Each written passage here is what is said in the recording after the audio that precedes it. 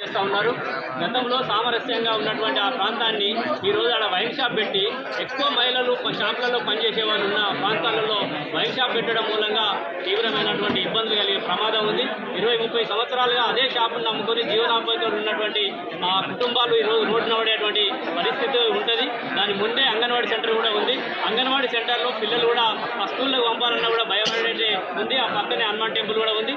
అంటే ఇలాంటి నిబంధనలకు అన్నిటికీ కూడా విరుద్ధంగా ఈరోజు డబ్బులకు ఆశపడి ఆ ఎక్సైజ్ కావచ్చు, అట్లాగే పోలీస్ డిపార్ట్మెంట్ కావచ్చు, ఇతరత్ర వాళ్ళందరికీ సంబంధించి డబ్బులు తీసుకొని అక్కడ వైన్ షాప్ పర్మిషన్ ఇస్తున్నారు. ఒక పక్కగా ఏమంటున్నారంటే కమర్షియల్ ఏరియా కాబట్టి కమర్షియల్ ఏదైనా పెట్టుకోవడానికి అవకాశం ఉంది అని చెప్పి ఈరోజు మేము కలెక్టర్ గారికి రిప్రజెంటేషన్ ఇస్తే ఎక్సైజ్ గారిని వాళ్ళని పిలిపించి చెప్తా ఉన్నారు.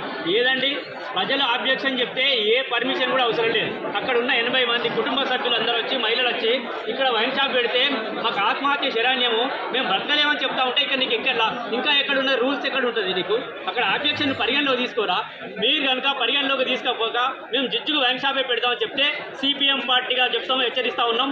10 రోజుల కార్యాచరణ రూపొందిస్తాం. అక్కడ వైన్ షాప్ నడవకుండా అక్కడ ఉన్న కుటుంబ సభ్యులు అందరితో కలుపుకొని షాప్ ఎంప్లాయీస్ తోటి అందరినీ కలుపుకొని ఆ షాపును రద్దు చేసేంత వరకు కూడా పోరాటం చేస్తామని చెప్పి ఈ సందర్భంగా హెచ్చరిస్తా ఉన్నాం.